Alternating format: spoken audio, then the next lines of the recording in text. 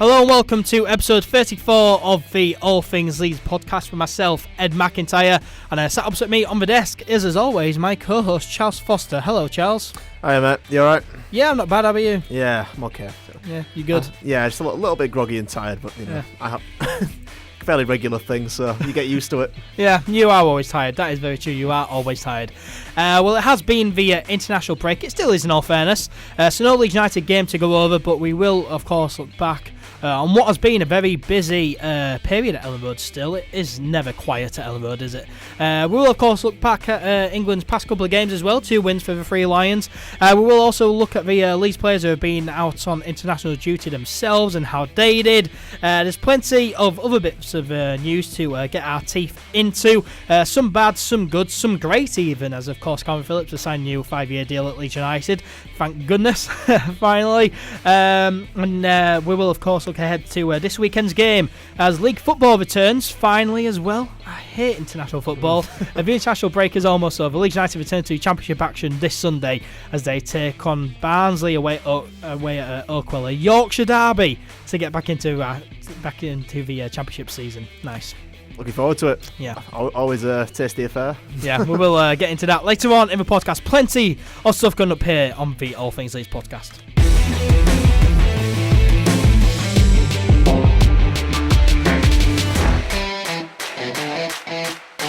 So England then, Charles, 2 wins for them this week. This international break, both Euro 2020 qualifiers as well. The first, of course, was last Saturday. Harry Kane hat-trick and a goal from Raheem Sterling gave England 4-0 win over Bulgaria at Wembley. A very comfortable win for England there. But it was anything but a comfortable win for England on Tuesday night, wasn't it? England, of course, playing away at playing in Southampton. Of course, at home in England, but it was at Southampton. It wasn't at Wembley anymore. It was away from Wembley. So yeah, it was away from Wembley. We'll class that as away. England, they were ahead 5-1 at half-time against Kosovo, but only managed to win 5-3 in the end. A very entertaining game, this one. And we need more games like it, don't we? We need more games like this one. Well, I was saying to you on the way that I really respected the way that Kosovo approached the game. They kind of went hell for leather. They didn't do the usual thing that teams do when they play England, the kind of smaller nations where they just play defensive, very compact, very tight, and just try to prevent England from getting any space. They pressed high. They came to Southampton and came to win the game, which I respect. I've got a respect for that. I like watching 2 teams that both want to win a game. That's what football's about. That's why some of the games that were in the Championship when Leeds play teams, where you just think, oh God, let's just get the goal, so we can win this game and move on to a better game. Because not every game's Leeds v Fulham. There's a lot of Leeds v Wigan out there. Yeah. There's a lot of other teams that are terrible in this league. Down the bottom. Huddersfield are garbage. Stoke as well in the cup and especially in the league they were poor. Yeah. So you get a lot of them games, but this obviously back onto the England games. This is very entertaining. It had everything. It had own goal. It had each team had a penalty. Had a very early goal as well in the opening few seconds for Kosovo. Yeah, massive mistake on the part of Keane and Ross Barkley, who I don't think either of them two should be in the England side personally. They're very average. But yeah, England were kind of going forward. They were world class and devastating, and then defensively, I've seen Leeds defend better than that. and that's something. That's saying something as well. Yeah, because every single England player is probably worth nearly as much as Leeds the club, never mind Leeds the team. Well, me and Maguire were playing and he went to Manchester United for £80 million. So. And Leeds United is worth £100 million as a club. So and you see the penalty that Maguire gave away? That was such poor defending. Yeah, it was really poor. He had more than enough time to stand up and knock it out for a corner. Yeah. More than enough time. Absolutely. And there is weaknesses there. Yes, it's 2 wins, very good wins, a lot of goals, 9 goals in those 2 games.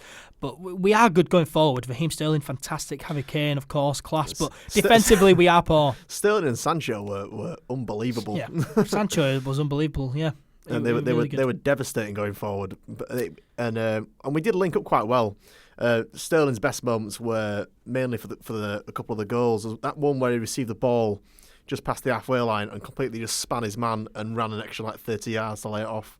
And there was that one chance where I think it was Sancho's second goal where he just tapped it around the fullback and just left him in the dust. It was brilliant. Yeah. So he was playing really well. But I see no reason why Declan Rice is in that team ahead of Calvin Phillips. I defy you to tell me why that's the case.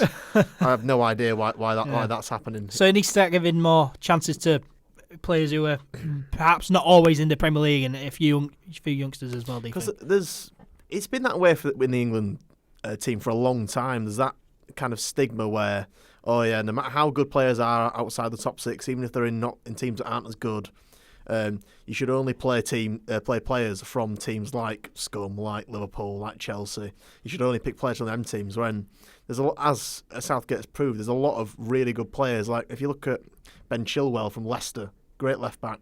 Yeah, played phenomenally at the weekend. He was probably the best member of that defence. You get players like, I know we've just slagged off Rice a bit, but Rice is a decent player. He's not as good as Phillips, but he's a decent player. He's from West Ham. He's not from a top six side. So you get all sorts of players. Absolutely. And Pickford, he's at Everton. They're not currently in the top six, as far as I'm aware. Not really following the Premier League table. It's a bit early for that. But they didn't finish top six last season. He's England's number one. Mainly because we're a bit short of goalkeepers. Yeah. There is only him or Jack Butland, and we know how that goes. So it's him. So the idea that you shouldn't pick Calvin Phillips over Declan Rice purely just because Calvin Phillips plays in the Championship is ridiculous. You shouldn't look at the league. You should look at the player. You're not sticking a league in a team. You're sticking a player in a team, and Calvin Phillips would complement that England team perfectly. Yeah. If you think about his diagonal raking balls out to the wing, picking out Sancho and picking out Sterling, it'd be phenomenal. Yeah. And his defensive breakup play, I think, is better than Rice. Yeah, I'd absolutely agree. I would agree. And Calvin Phillips, I'm sure that he will play in the England first team in his career at some point. He is 23 years old. If we go up this season and keep hold of him, we could have the first Leeds player in the England side for quite a long time. In the senior England side, anyway. That'd be great. I can't remember who was the last Leeds player to be a senior Leeds player to be in the England side. I'm not sure. That might have to be a Google job. We'll find that out. But that would be brilliant. Yeah, that would be fantastic. But there are definitely weaknesses in the defence that need to be shortened up. But England, we were ahead, and we didn't get too carried away. And Kosovo did come back in that second half, and it was very entertaining. But we kept hold of it. Harry Kane did miss a penalty, surprisingly, but we did keep hold of it, and we won the game. Poor penalty, that very poor penalty. Yeah, very poor penalty. Savable height. He could see by his body shape which way he was going to go very early on. It was a poor pen. But generally, he played pretty well as well. Yeah. All the attacking players played well. Yeah. And of course, it was a win, and 2 wins here for England. England now only need one more win to qualify for the European Championship finals next year in 2020. So happy days. Yeah, good. I mean, I think it's been 10 years since the last time we lost a qualifying game. So we've drawn a couple, but we've not lost any in ages. It's good to keep that record going. Yeah, it's a great record. Yeah. Of course, the England-Kosovo game was played at St Mary's Stadium, of course, in Southampton. And of course, we had an England game last year, ahead of the World Cup. That was played at Elland Road, and that was fantastic. The atmosphere was brilliant. The atmosphere down in Southampton seemed to be amazing as well. Do England need to play away from Wembley a lot more often? Yeah. Because the atmospheres are incredible. We are spoilt as a country for stadiums that have good fans, good atmospheres. And big stadiums and as large well. capacities, yeah. If you look at the Qatar World Cup, they're having to build a bunch of stadiums. You look at Scotland, they've got Hampden, they've got Ibrox, they've got Celtic Park, they've got a few in Edinburgh, that's about it. They're not going to go play at Aberdeen because that's a small stadium, and Aberdeen are top team. In this country, you could play at, you don't want them to play it, but you could play at Old Trafford, you could play at Anfield, you could play at St James's Park, you could play at Elland Road, you could play at Hillsborough. I don't really like promoting Sheffield Wednesday on here, but if we're going to have to do it like that. Speaking of Sheffield Wednesday, Gary Monk, former Leeds manager, now being hired there. They're all getting excited, how everyone does when they hear Gary Monk signing for him, but I heard on the Square Ball podcast they were mentioning that one of the Sheffield Wednesday fans are saying looking forward to fast attacking football on the Gary Monk. It's not going to happen. No, unless you have. What will happen is he'll want to sign a brilliant striker, your version of Chris Wood, and just give balls to him. And we'll punt the ball to him for 90 minutes. Yeah, that's basically. And he'll score 30 goals, and you'll be really happy. But mind you, he failed at Middlesbrough. Didn't get them to the playoffs. Failed at Leeds. He didn't get us into the playoffs. No, but he gave us a very good season. He did fall slightly short, but that was probably his best season. Whereas he failed at Birmingham, but obviously there's a lot of problems behind the scenes at Birmingham to do with financial fair play and their team.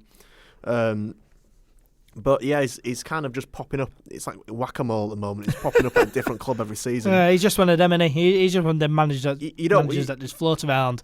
You don't want to get one of a journeyman label because you end up in the same bracket as Pardew and Allardyce and the like of them. And you don't want to be in that bracket. No. Steve McLaren, you'll just pop up anywhere. Yeah. But enough about Guy Monk and Sheffield Wednesday. Steve Bruce as well. He's another one that just pops up everywhere. Yeah, absolutely. He just leaves clubs when he gets a better offer. Yeah. It just seems like it. But yeah, enough about Sheffield Wednesday. Enough about Guy Monk. Let's move on back to England. And we should play away from Wembley a lot more often. It gives fans more of a chance to see England play because, us up north, £50, £100 tickets down to London, plus for ticket for the game. You got to stay overnight if it's a night time, which is really annoying. It costs a fortune to go down there. About £200, probably around. Plus your petrol money be 240 quid. Or trains or coaches, whatever. It costs a lot of money to go down to Wembley. Whereas if they play all around, better chance to see them. And there's no reason not to either. Yeah, absolutely. And the atmosphere is incredible anywhere you go. Elland Road, that was incredible. It always is an incredible atmosphere at Elland Road. But Southampton, that was even good as well. Better than Wembley, I'd say. Hands down better than Wembley. Yeah, although the England band was still winding me up when I was watching that game. They always wind me up, but they were just the drums in the background. It's so annoying. I hate the vuvuzelas. There's just awful noises every time the ball goes out. Just. I mean, we got to blame the South African World Cup for that one. Oh yeah, that was awful. They were everywhere. Yeah, but 2 wins for the England first team. Then just one more win needed to qualify for the Euros next year. So good on them. Now on to the Leeds players who were involved with the England youth teams. No Leeds players were involved in the England first team, unfortunately, but a few youngsters were involved in the England youth players. Youngest to oldest? No. Because was it Noah Kenner? Was he in the under-17s?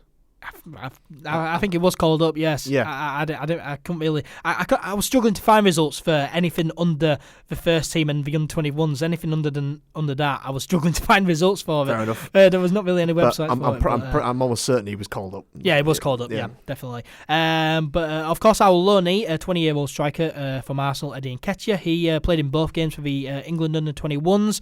And in the first one, England did beat Turkey 3-2, and Nketiah scored England's first 2 goals, so good on him for there. He can't stop scoring at the moment. He's in phenomenal form, and great. And his goals as well were just your typical Eddie Nketiah goals, where the ball would just be crossed in, and then Eddie Nketiah's just there 5 yards out to just tap it in. Because it's positioning. It's a very underrated attribute for strikers. Is positioning. It's if you get it right, you'll score loads of goals. Yeah. All strikers have to do is just be in that 6 yard box. Be in a dangerous spot. Yeah, and Eddie Nketiah is always there. You always get the likes of like Alan Shearer and Ian Wright on Match of the Day going, he should be here, he should be here. That's because position is important. If you're getting the ball whipped across the near post, the striker needs to be there. If you're hanging around the penalty spot or the back post, you're not gonna get there. Yeah. It's crucial.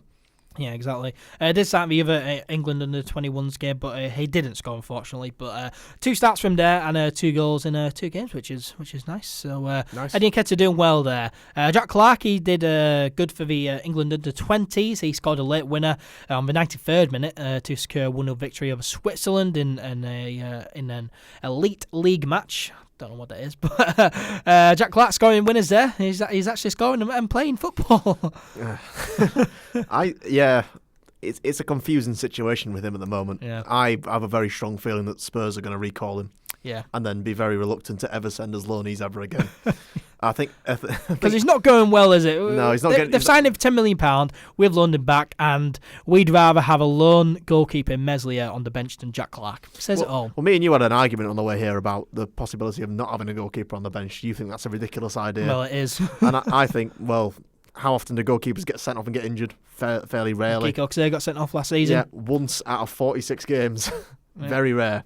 And you could then have an extra attacker on the bench. Yeah, but I just wouldn't risk it. Wouldn't risk it at all. But Jack Clarke scoring and playing, and we need to see what happens with him at Leeds. Actually, I don't know why I said up to you there. I mean, fair enough. It's not up to you. It's up to Bielsa. Personal opinion. Personal opinion. That's what I meant. Yeah. But yeah, interesting one with Jack Clarke. He's doing well for the England under-20s, but at Leeds, we'll need to see how he gets on. And I reckon he could get caught back in January. I think he will be the odd man out. Yeah, for the season. Yeah, if he doesn't get enough game time, Spurs will say, "Do you want to come back and go on loan to another Championship club. This season's reincarnation of Lewis Baker. Yeah, go to Reading on loan. Oh, that's a Reading. That's a fate worse than death going to Reading. Can't be having that. No, just go to somewhere else in Yorkshire, maybe Barnsley. No, I'd rather not. Barnsley taking all. Just go abroad. Send him abroad. Yeah. Just send him anywhere, but he could get loaned back. But interesting one there with Jack Clark. Ryan Edmondson, he scored on his debut for the England under-19s, so well done to Ryan Edmondson there. I don't think Bielsa likes him very much. Why not? Because he's not getting ahead of Eddie Phil Hay on the Bamford. Athletic said if he was going to be involved, he would have been on the bench more often. But he's not going to get ahead of Eddie Nketiah and Bamford, and we only play one striker up front. We're not going to stick two strikers on the bench. I know that's true, but he's not even starting in the cup games, is he? He didn't start against Stoke. No. He could have easily done because that. we've got Eddie Nketiah there. Well, I know, but I think Nketiah should be starting in the first team personally. Yeah. But then you got Bamford in the second but team. Nketiah played 90 minutes, whereas they could have just done Nketiah for 45 and then Edmondson for 45, and Bielsa opted not to do that. I mean, I know obviously there was circumstances in the game like us being 2-0 down at one point, but the fact is that I reckon he would have been more involved if he was going to be in Bielsa's plans. Yeah, it is a weird one, and I'm surprised that he didn't get loaned out actually. Because he's a very good striker. It was apparently very close to a loan move to a League Two club over the summer. Yeah. It just didn't materialise. He does look like a very good player. He might go on loan in January. That might just be the case. Yeah, but he does look like a very good player. He's tall, strong, fast, and he knows where the back of the net is, clearly scoring for the England under-19s. We're moving on. Leeds under-23s player Kunta Manuskov featured in Bulgaria under-21s 0-0 draw with Russia. So Manuskov there playing for Bulgarian 21s, which is good. Liam Cooper, he didn't have such a good time playing for Scotland. No, not quite. When his call up, his first call up for Scotland, and he made his debut. He started in both of Scotland's games, but they did lose both of their games. They lost 2-1 at home to Russia in the first one. Yeah, they went 1-0 up and then they kind of just collapsed. Yeah, and Liam Cooper was kind of at fault for Russia's second goal, I think. He got the wrong side of him. Cooper didn't see him. Kind of at fault, really. He didn't do great there, let's just say. And then Scotland, they got thumped 4-0 by Belgium at home too. Belgium have a phenomenal squad though. So. Yeah. But 3-0 down at half-time, 4-0 the full-time score against Belgium. Not too good for Scotland there. I mean, it's standard, to be honest. But, Scotland losing both their games. Hopefully this doesn't affect Liam Cooper too much. He did tweet about, I don't know if he was tweeting or getting it during an interview, he said, I'm really delighted to be part of international football, but the quality is frightening. And it will be when you're playing against the likes of Lukaku and De Bruyne. Yeah. when they're ripping you a new one. But the fact is, there's a very big gulf between playing Lukaku and De Bruyne and then playing Malik Wilks and Applehelm. There's a bit of a gulf there. Yeah, and there's a big gulf between playing for Scotland and playing for Leeds United. Cause I know they both begin with B, but the difference between playing Belgium and Barnsley, I think we'll be fine. He's a good professional. He's been playing for Leeds, playing football a long time. He knows, right? Yeah, that was hard. That was tough. But he'll think of it as that's a good opportunity. I might get another call up at some other point, and now it's time to focus back on Leeds and start winning games. Yeah. I don't even know how he gets called up to the Scotland squad because he's barely Scottish. I think he was born in Hull, cosplayed for Chesterfield. He's got a very Yorkshire accent. Unless he's got like some Scottish granny or something, or granddad, which is a lot. To be fair, I could play for Ireland, but I wouldn't because I'm too crap to get in the Irish squad. But I could play for Ireland. Sorry, I'm not slagging off Ireland there. To be fair, I do actually follow Ireland on rugby and football, but Southern or Northern. Republic, mate. Republic. You don't want to annoy the Irish fans, but it's Republic of Ireland. Obviously, yeah. All my mum's family are from there, but right. That's the reason why he gets called up. You don't only have to have a loose connection. It's only a grandparent you need. And then you can play for whichever team you want. Yeah, fair enough. But Liam Cooper, he has got an international cap, which is good. Hopefully it doesn't affect him too much. You do get into that frame of mind, winning games and then losing games as well. He was out of his depth though, first time playing for Scotland, and he was playing alongside Charlie Mulgrew at Scotland, whereas this weekend for Leeds against Barnsley, he'll be playing alongside the greatest centre-back in the world in Ben White. So it's very different.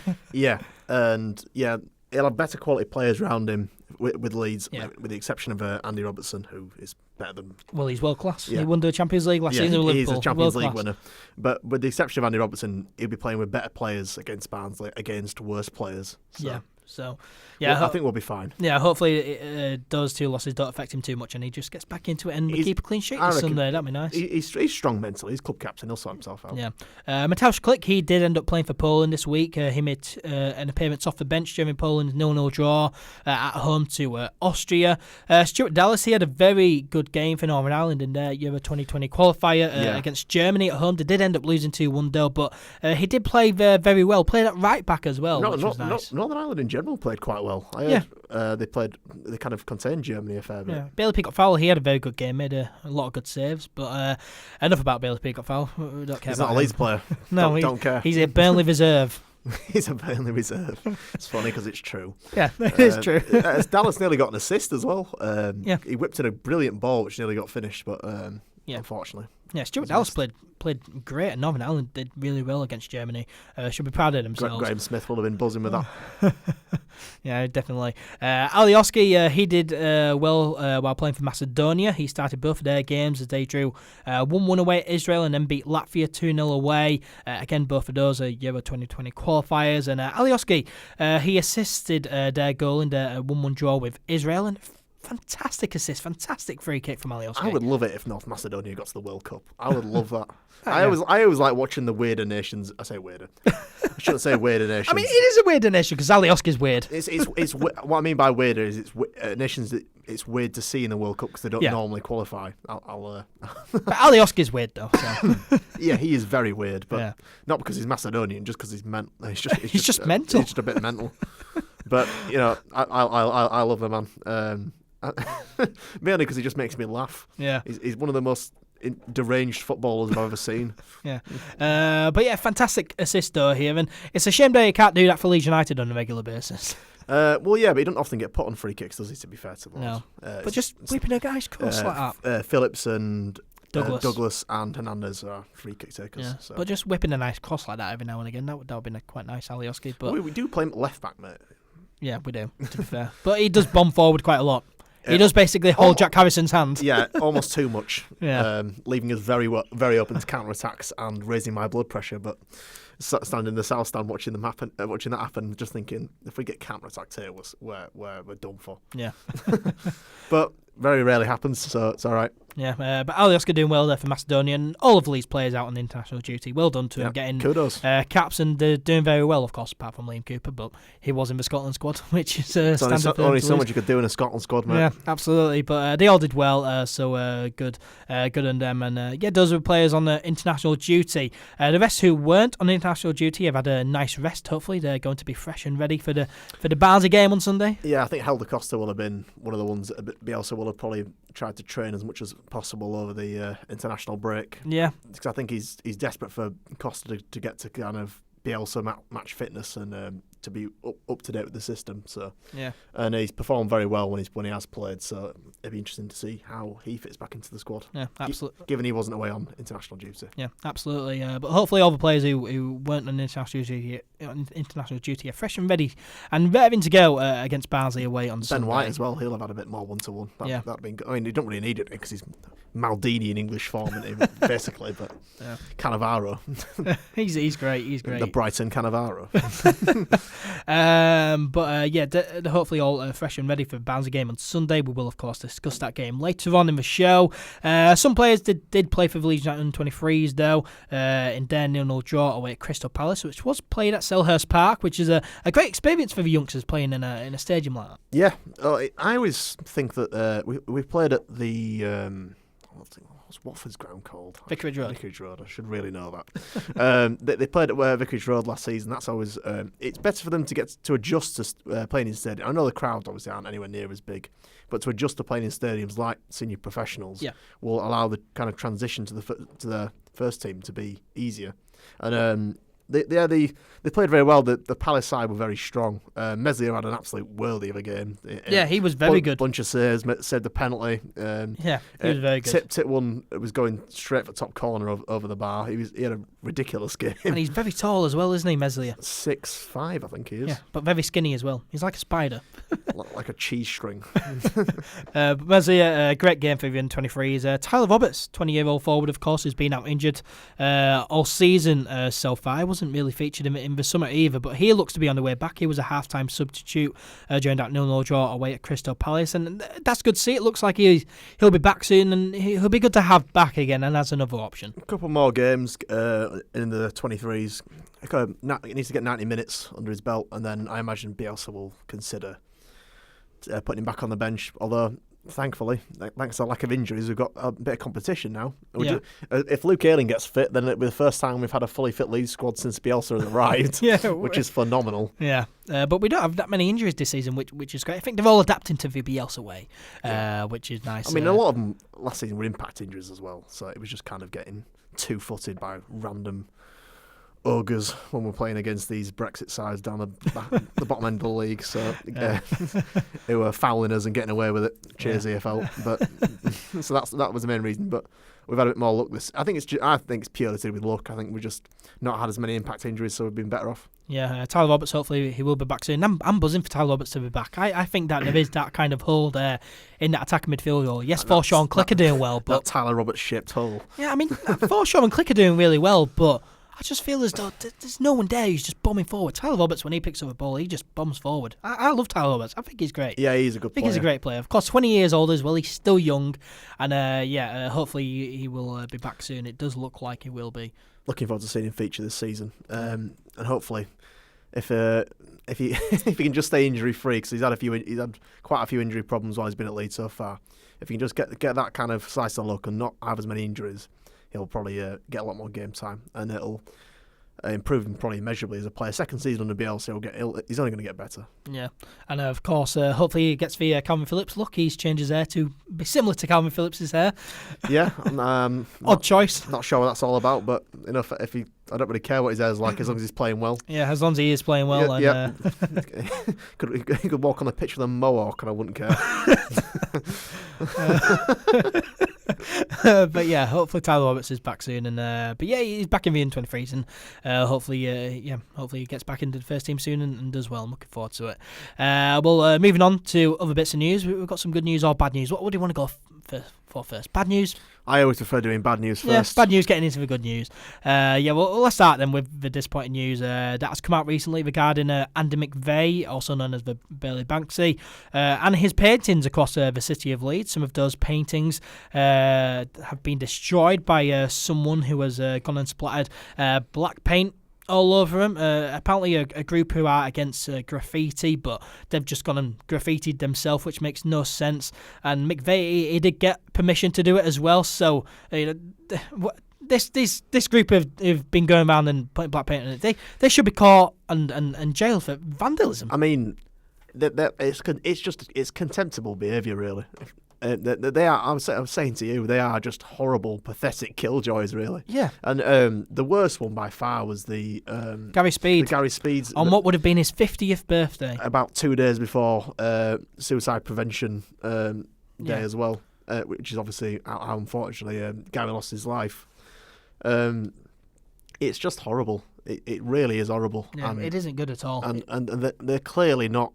They don't care anything about graffiti because they're not covering over any other type of graffiti across Leeds, because there's plenty of regular graffiti that they're conveniently ignoring. It's a targeted attack on Andy McVeigh's artwork. On him and on the Leeds fan base, really. And Andy's got permission to paint these things on these boxes where he's painting them around Leeds. He has permission from BT. He's had permission from the council. Yeah. So, and the club endorsed it as well. Have endorsed it, and obviously we'll get onto that in a minute, the club's response. Yeah. So there is absolutely no issue. There's just these miserable people that are choosing to essentially just have a go at Leeds. Yeah. And have a go at I mean, the fact they chose Gary Speed's on his birthday is ridiculous. Yeah, that's ridiculous. I mean, it's bullying from this person or this group. It's bullying. They are targeting just Andy McVeigh's work. There's plenty of other work that they haven't touched. I mean, I'm not endorsing any kind of action against these people. But the fact is, if certain more riled up members of the Leeds fan base find out who these people are, they're going to get a lot of grief. Yeah, a lot of grief. Yeah, definitely. So I don't know why you would do. I don't understand the reasoning behind it. It doesn't seem like it doesn't make any sense to me. Yeah, it doesn't concern you unless you're a really big Man United fan who just hates Leeds United. It's not offensive. It's not. Yeah. It's not obnoxious. It's just depictions of Leeds legends and of Leeds slogans. I mean, it's fantastic artwork and it's a joy to look at. I mean, I'd rather look at a really nice bit of artwork, even if it wasn't my club, even if it wasn't Leeds United. There's that one as we're walking down from the Dragon down under the tunnel, the one of Alan Clark that I really like. The Clark 1-0. On the box, I love that's probably my favourite one. Yeah. I love walking past that one on the way down. That's brilliant. And the Gary Speed one as well, which was great because it was like, get one yourself, son. Yeah, perfect. That was a really good piece of art that someone's destroyed for no reason. And they've used that paint where they're gonna have to sandblast it off. Yeah, it's not like any normal paint where you can paint over it. It's just horrible. Well, it's criminal damage. If they have to sandblast it off, that is criminal damage. These are vandals moaning about vandalism. Yeah, essentially, yes. It makes no sense.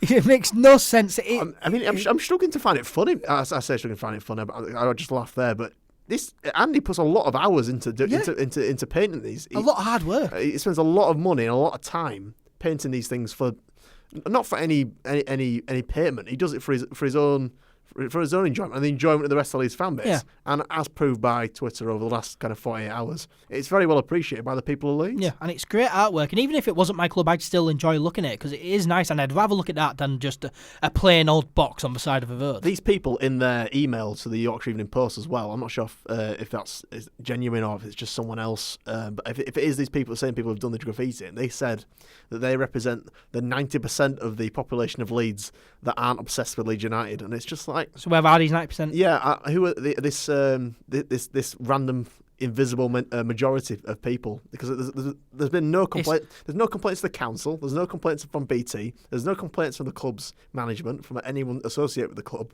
There's nobody writing in saying, "Oh, can we get these painted over? They're offensive," or "I don't want to see them." Nobody's sent that in. These are just people who have decided they don't like something and are committing a crime to get rid of it. And they need to be found, and they need to be jailed and fined or whatever. They need to face justice. Obviously not bloody vigilante justice, but criminal justice. They need to be held accountable by the criminal justice system. Absolutely, just horrible people moving in what is fantastic work. Can we move on to Andy McVeigh? Yeah, I mean, because it's not news. Yeah, it's not all bad news. It does have a happy ending. Some good news. So Andy McVeigh on Twitter, he tweeted, so LUFC invited me down to Elland Road today, and I had a chat or meeting with Angus Kinnear and mainly James Mooney about the art being trashed. They have offered their total support and are contacting council, etc., to properly legitimise my artwork and show they are 100% behind it, which is fantastic. He goes on to say they were great and so supportive, and also as gutted as everyone else about the vandalism. They're going to give me the money to take theirs off from supply teaching to repaint them and buy more paint. They have also said that him and Danny can also have tickets for matches as well. And he said that he had to stop himself from hugging James Mooney at that point. And they also said that his work may be included in Elland Road in future, which is just incredible for him. I'm sure he feels amazing for that. The club are backing his artwork, and he could get some in Elland Road, which is just brilliant. And it's great that the club are doing this as well. It's superb management of a difficult situation by the club. They can see that this is popular with Leeds fans. They can see an opportunity, and they can see a chance to endorse something which everyone loves and get very good PR as well. Yeah, it's excellent PR because not only will Leeds fans see this and think that's brilliant, that's superb management. People from other clubs will see, Leeds are endorsing art around their city. They want to feel the city is firmly connected to the club. And they'll appreciate that as well. All football fans will appreciate it. I mean, I saw a few fans of different clubs on BBC on the BBC Twitter page. They were saying, that's good artwork. I don't know why they've done that, and why the vandalism has happened. and it's superb management by the club, because it is good management. Yeah, it's fantastic. I mean, many years ago this would not have happened. Ken Bates would not have endorsed this. He'd have probably been paying the vandals. Probably, yeah. But it's great from the club. This gesture is incredible. They're going to help Andy McVeigh to pay for stuff and go and repaint them and get stuff sorted. It's going to get it properly legitimised, as McVeigh's words there. To get the artwork, it's allowed to be there, and it's going to be there permanently as well. Hopefully, they get much better paint. That's just going to scrub off anything that goes on. Yeah, perfect. Yeah. And also we're going to mention the Vinnie Jones thing. Yes, so Andy McVeigh again tweeted at the time that we're recording 8 hours ago. Tweeted, so I'm in my pyjamas on the sofa on my own last night, eating pineapple rings from a tin, watching the footy. And Vinnie Jones contacts me saying he wants to send me a thank you for the box I painted for him. And can he have his address, and keep going with the Leeds United art after it was vandalised, which is fantastic. Vinnie Jones contacting the players, he appreciates it, which is just brilliant. Yeah, it's brilliant because obviously Vinny's recently lost his wife, and Andy's painted this as kind of a gesture of appreciation for Vinny's time at Leeds, and to show our appreciation for him, and also to obviously to help kind of slightly cheer him up. Obviously, he's not going to make up for it, but slightly cheer him up in a really difficult time of his life. So it's a brilliant gesture from Andy there, and it's wonderful that Vinny appreciates that. Yeah, and he's given his support as well. Yeah, and supported him, yeah. Yeah, along with the club who are also supporting him. Yeah. James Mooney and Angus Kinnear supporting Andy McVeigh, which is just fantastic. Brilliant from the club. A great community feel there. Yeah, and I love the artwork. It's part of your match days. You're walking down. I imagine some people with the kids will be pointing out, oh, look at that. I remember when that happened, or whatever. It's just fantastic. You see him all around Leeds. You see him on Kirkstall Road as well. We always see. You drive past when we drive up, yeah. We always see him and we appreciate it. Yeah, it's great. We always look out for him and we're like, oh, look how brilliant that is. It's fantastic. It's fantastic. Andy McVeigh, we need to get him on. We need to get him on the podcast. Top lad. Yeah. I have to send him a Twitter DM or an email or something. I'll get onto it. We need to get him on the podcast. Great artwork, and yes, bad news, but it has a happy ending, which is great. I'm on to some even better news now. On Calvin Phillips, he signed a new contract with Leeds United. Finally, 5-year deal. Yeah, he signed a new 5-year deal, keeping him at the club until 2024. Great news. Fantastic player who we needed to tie down, and we have it. It's brilliant, absolutely brilliant. Well, he's crucial because he's the linchpin to the side. He keeps everything ticking over. Yeah, he's the shield for the back four, and he's the solid base we need to attack in the manner we do. And the fact we've managed to secure him, it's credit to the club for recognising how important he is, his form, his talents, and his importance to the team. Because now he's one of the club's highest earners, around £20,000 to £25,000 a week. Which is given he was on £10,000 a week before, and given he's one of our better players, he deserves to be on one of our better wages. Yeah, exactly.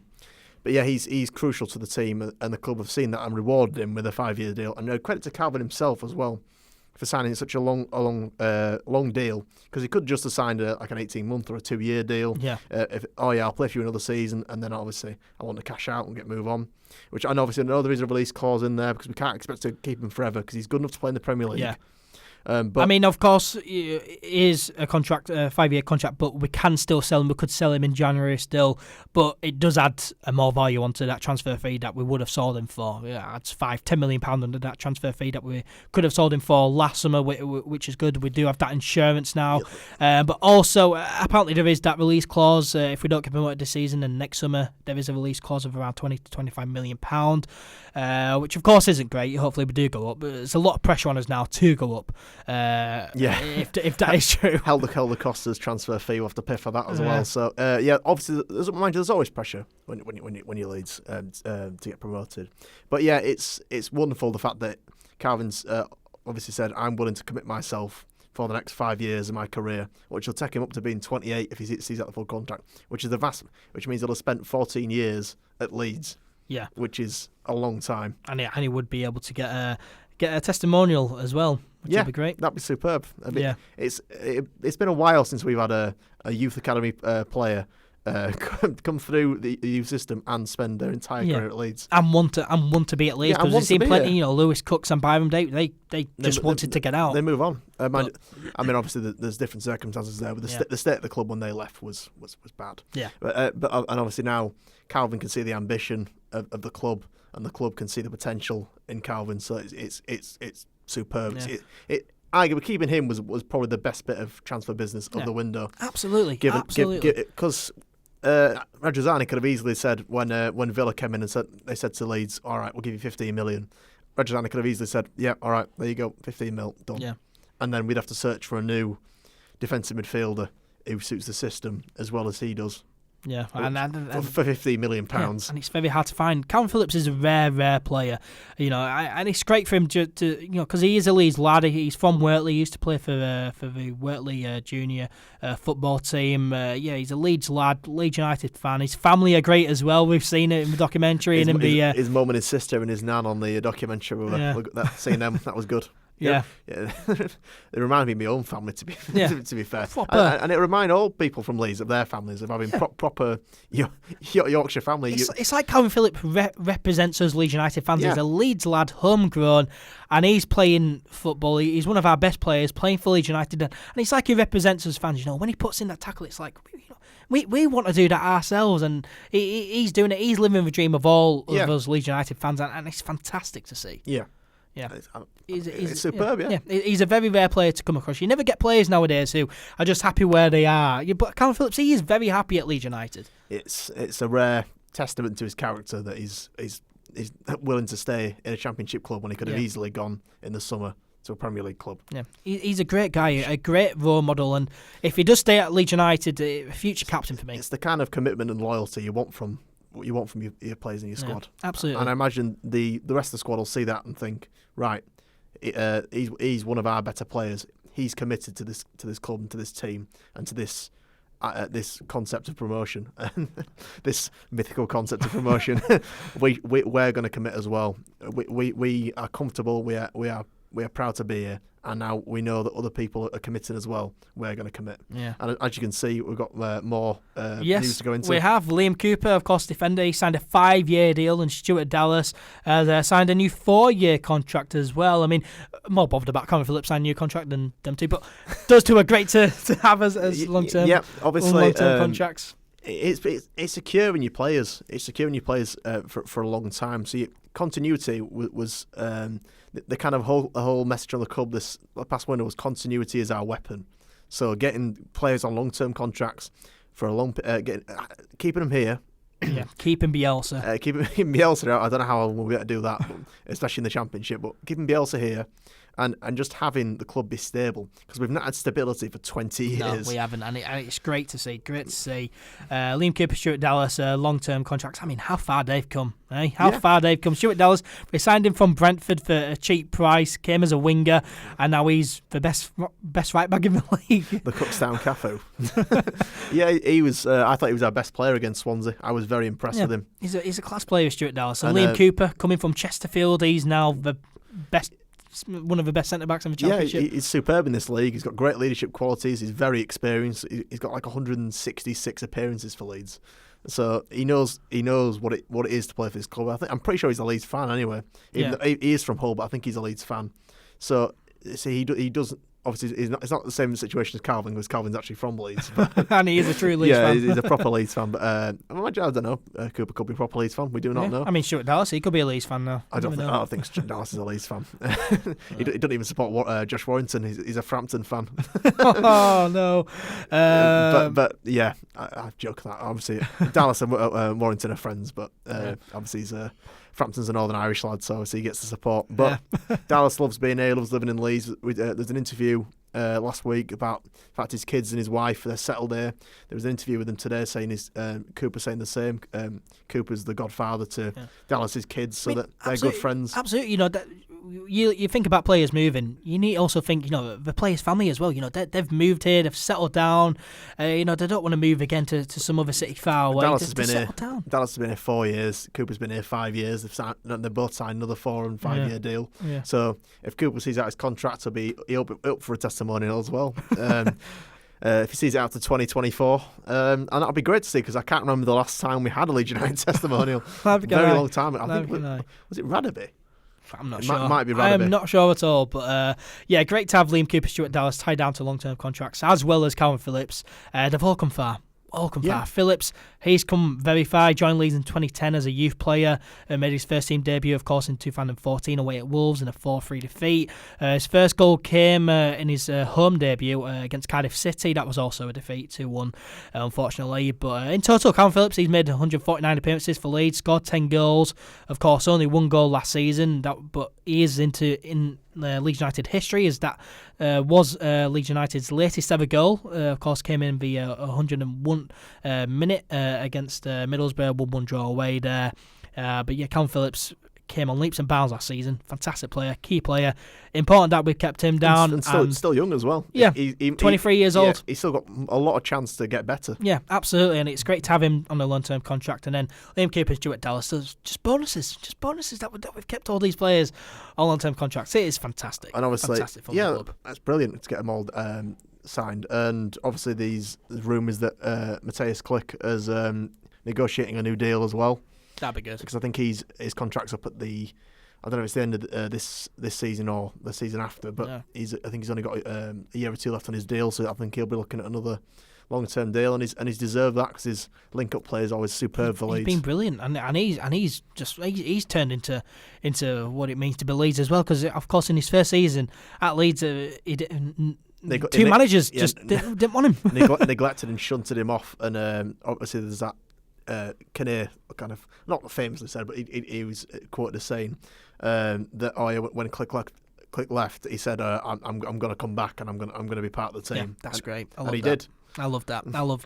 But great to have those players on long-term contracts now. And hopefully those guys are still Leeds United players when Leeds potentially move to a new training ground.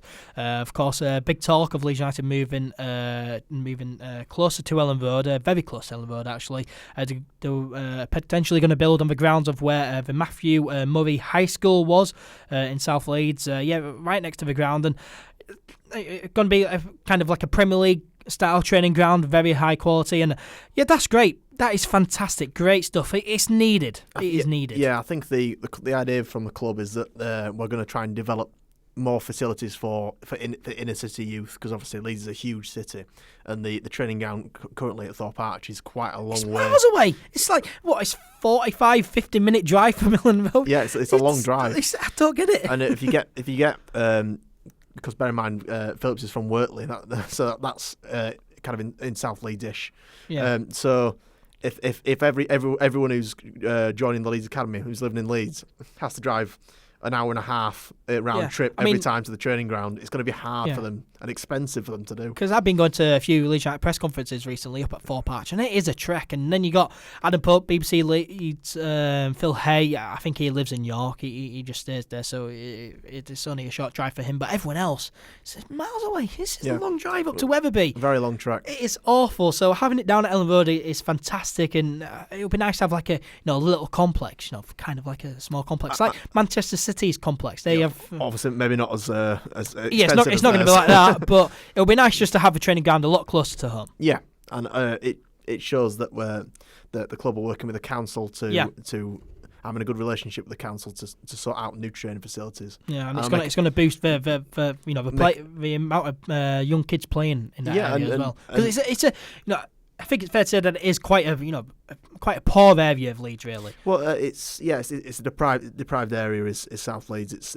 probably one of the Holbeck and different areas of South Leeds are the most deprived area. So Beast and Holbeck are deprived. So having that opportunities for kids who don't have the money to travel an hour and a half round trip all the way outside Leeds near York and can just maybe get the bus there or maybe even bike there if you live close enough. Yeah. And that's great for them, and it's also great for people who want to come in and watch training now and again. Yeah. Whether or not I don't think Bielsa would actually mind if fans came to watch training at all. Yeah. So that'd be superb. And you never know. Some of the fans watching the training, the young kids might end up getting in the academy. Yeah, exactly. It's needed a training ground right near Elland Road. It is much needed. Every other club has a training ground right near the stadium. I don't live in the Middle Leeds anyway. As you well know, I live kind of 7 or 8 miles out in East Leeds. So it's a long trek for me anyway. But if it's, I mean, I'm going to join the academy, but people around my area. But for the vast majority of people, most people live in Central and South Leeds. Most people. North Leeds is fairly sparsely populated. It's the Tory bit. It's where with all the rich people, footballers, millionaires. Yeah. They all live up there. So having it back in the city, the heart of the city, is brilliant. Yeah, and much needed, and it's great. And it's great that the club, everyone who we have at the club now, thinking long term. They really are thinking long term. Coordinating with the trust and the council is what you like to see. It's how a well-run football club operates. Although if we don't get promoted this season, those plans are probably going to be scrapped because everyone's just gonna leave. Because it's very expensive to do. Yeah, expensive to do. We need to be in the Premier League for that, I think. Football's a gambling game. Yeah, absolutely. But the plans are there, and it sounds like a great idea, and very much needed. Training ground closer to Elland Road. Well, moving on to this Sunday lunchtime. The game this Sunday lunchtime. Leeds, of course, playing against Barnsley away at Oakwell. The Yorkshire derby. It's a 12:30 kickoff. On Sky? I don't think so. I think there's another game on Sky instead. Not even Red Button? I'm not sure, mate. I don't work for Sky, but obviously not.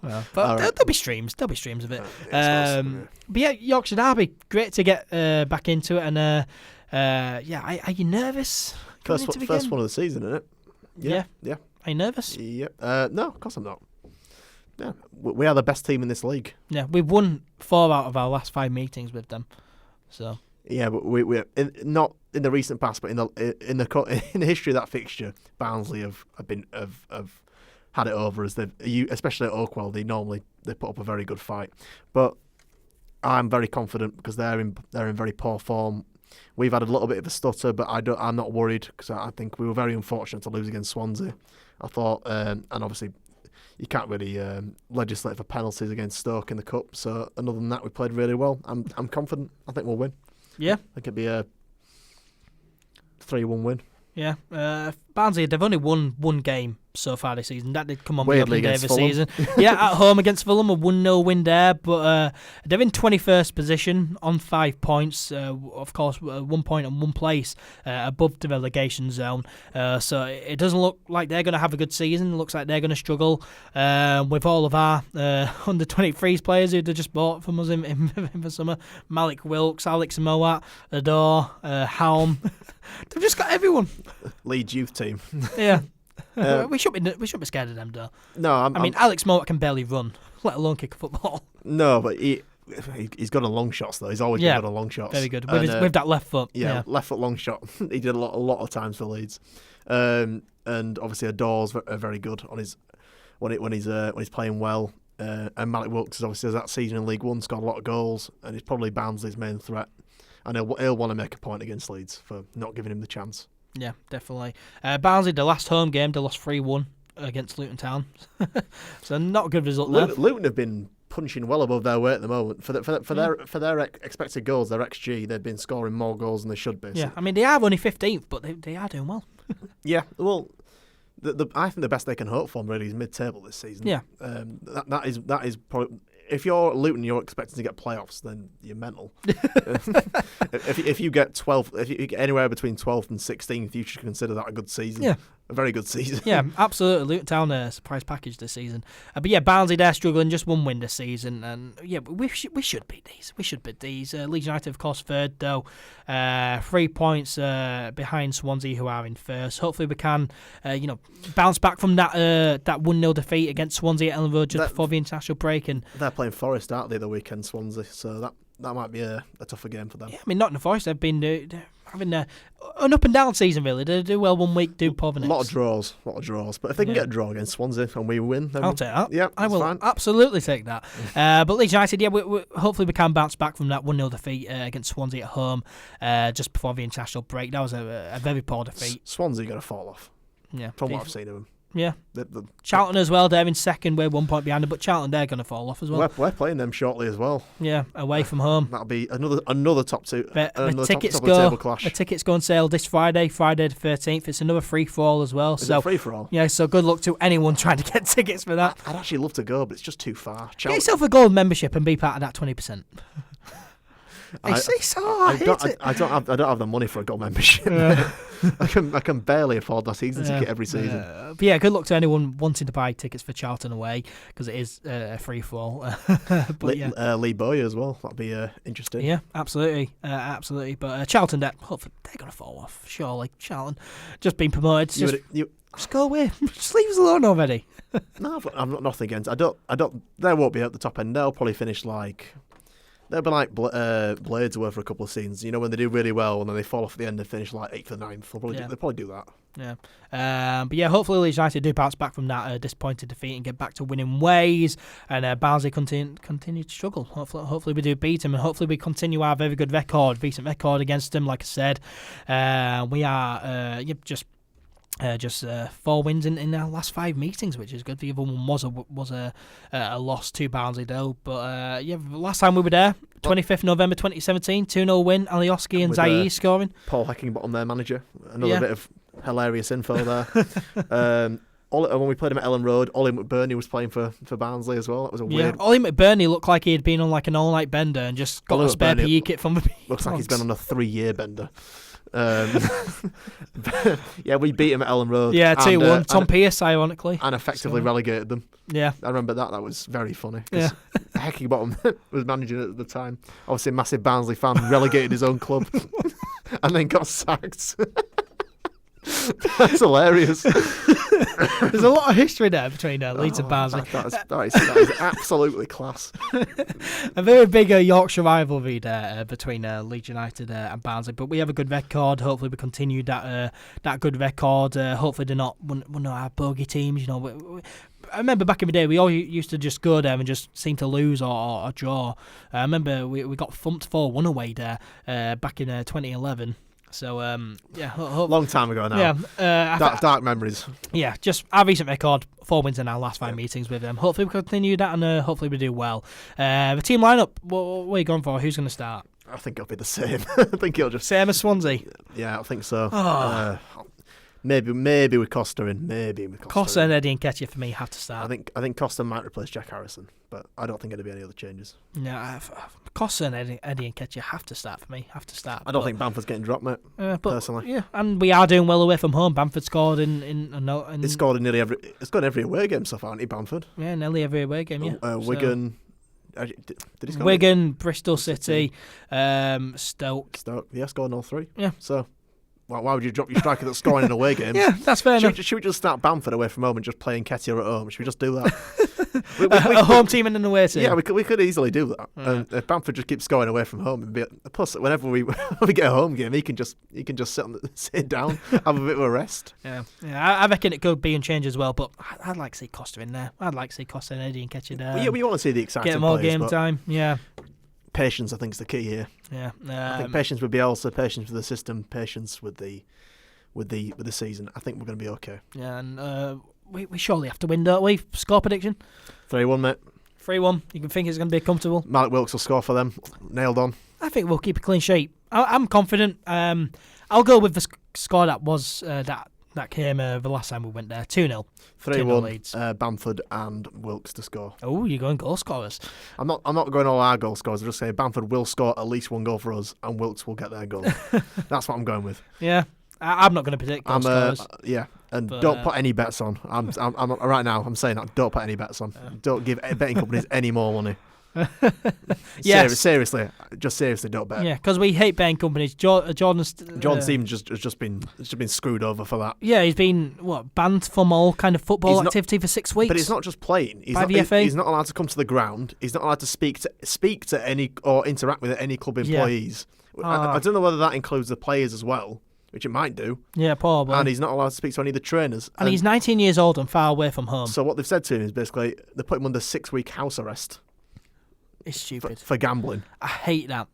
And I mean, He looks down and there's a 32 red logo there. While the EFL rampantly put gambling companies' logos on everything they can. We spoke about this a lot a couple of weeks ago, and there is a big problem there. If you don't want players to bet anymore, there's a big problem with youth gambling in general. Yeah, nearly everyone I know, every lad between the ages of 17 and 25 is putting bets on every week. But Jordan Stevens, he's getting paid quite a bit, and he's just taking a 5-1 every now and again. I mean, I think he spent £500 in 6 months. As a professional footballer. Yeah. Come on, it's not that bad. It's not that bad. What is that? I don't know what that is.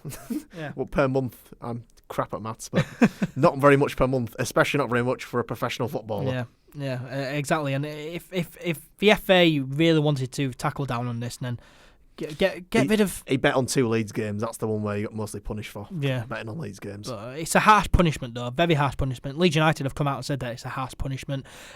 Banned from all kind of footballing activities for 6 weeks. If they just slapped him with not being able to play for 6 weeks and a £2,000 fine, I don't think Leeds would remember that. Because he's 19 years old. He needs to train. He needs to keep on developing. To be out of football for 6 weeks...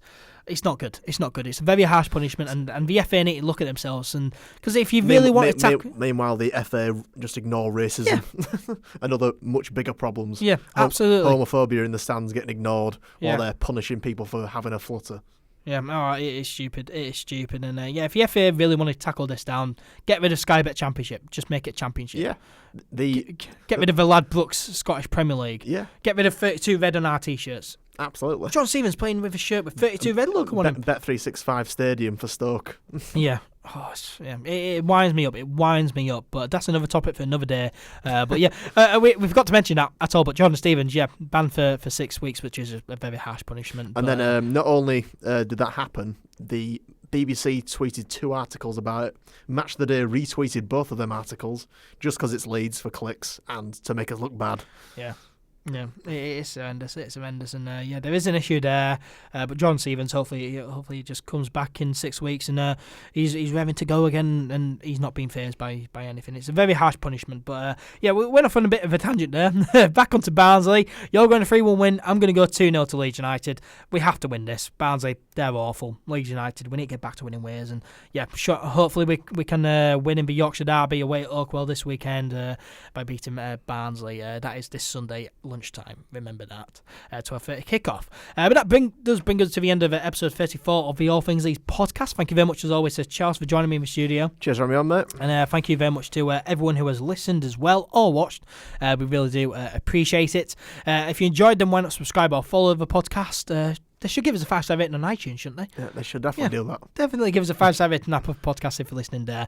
Share the podcast around as well. Make sure to follow All Things Leeds on social media. We're on Facebook, Twitter, and Instagram. Search up All Things Leeds 1 on Twitter, and Instagram search up All Things Leeds on Facebook.